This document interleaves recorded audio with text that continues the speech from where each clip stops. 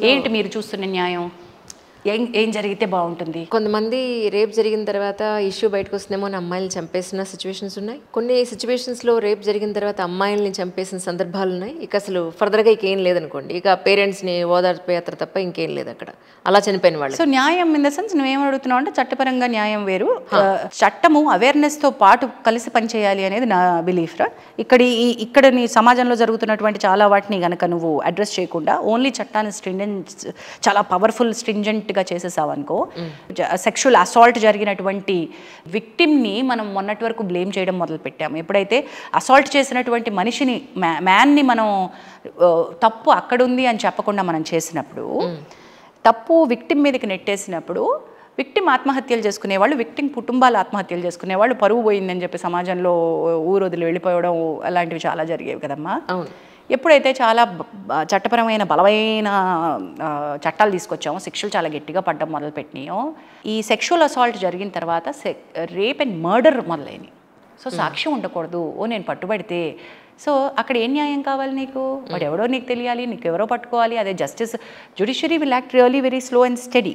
I'm not saying that slow is bad, steady it will act. కావాల్సినటువంటిది రావాలి. ఈ లోపల మనకి విజిబుల్గా గట్టిగా కనిపించేవి ఈ చెత్త. ఈరోజు దాని చుట్టూ ఇప్పుడు మెడికల్ కాలేజ్ ఇన్సిడెంట్ కావచ్చు, కోల్కతా మెడికల్ కాలేజ్ ఇన్సిడెంట్ కావచ్చు, మనం నిర్భయ, అభయ, దిశ, ఎన్ని ఇన్సిడెంట్స్ కావచ్చు, అప్రోర్ ఫ్యూరోర్ ఫ్రమ్ ది పీపుల్, అది మనకి ఎక్కువగా వినిపిస్తూ ఉంటుంది. అక్కడ జరిగినటువంటి ఏం జరిగింది ఇప్పుడు నీకు గుర్తుందా? కెన్ ఐ రిమైండ్ యూ, నిర్భయలో ఎవరెవరికి ఏమేం పడ్డాయో మీకు శిక్షలు గుర్తున్నాయా అంటే 100% పీపుల్ డోంట్ రిమెంబర్.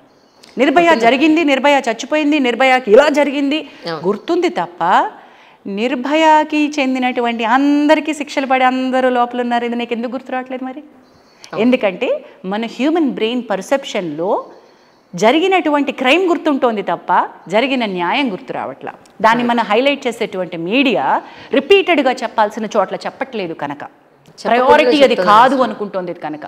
సో న్యాయం జరగట్లేదా అంటే న్యాయం జరిగేటువంటి ప్లేసెస్లో న్యాయం జరుగుతోంది, అన్యాయం జరుగుతున్నటువంటి ప్లేసెస్లో అన్యాయం అట్లాగే మిగిలిపోతుంది. బట్ న్యాయం జరుగుతోంది.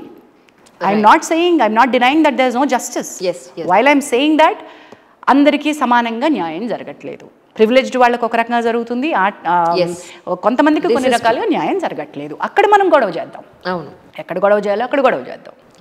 సో లెట్స్ నాట్, ఈ సమాజం ఏమన్నా సరే పట్టించుకోకుండా ఉండగలిగేటువంటి ఒక నేచర్ని మనం తీసుకోవాలి. Don't consume all of those. అది ఎలా చెప్పగలుగుతాం? నిజం.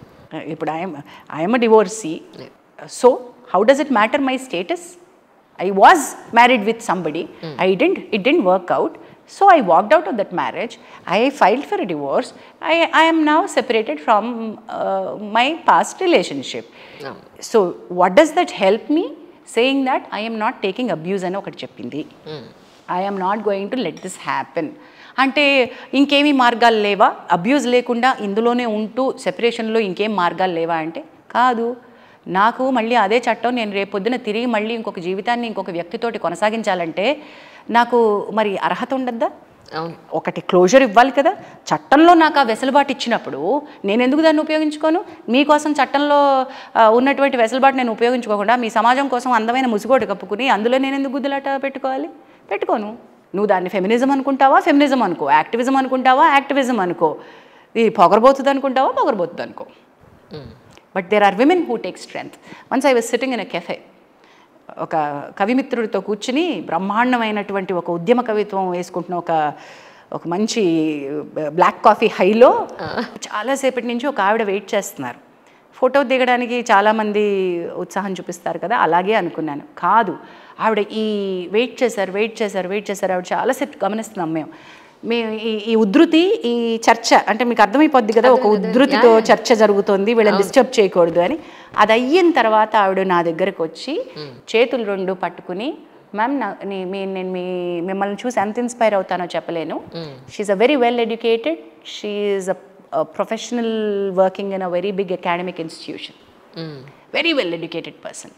మ్యామ్ నేను మిమ్మల్ని చూసి చాలా చాలా ఇన్స్పైర్ అవుతాను. I just wanted to tell you that you are my strength, be like this forever. I don't want to do anything else with you.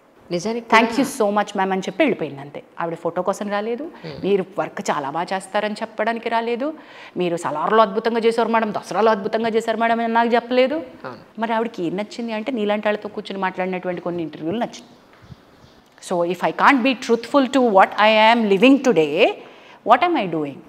Exactly. I take pride in myself. That's how we all should be.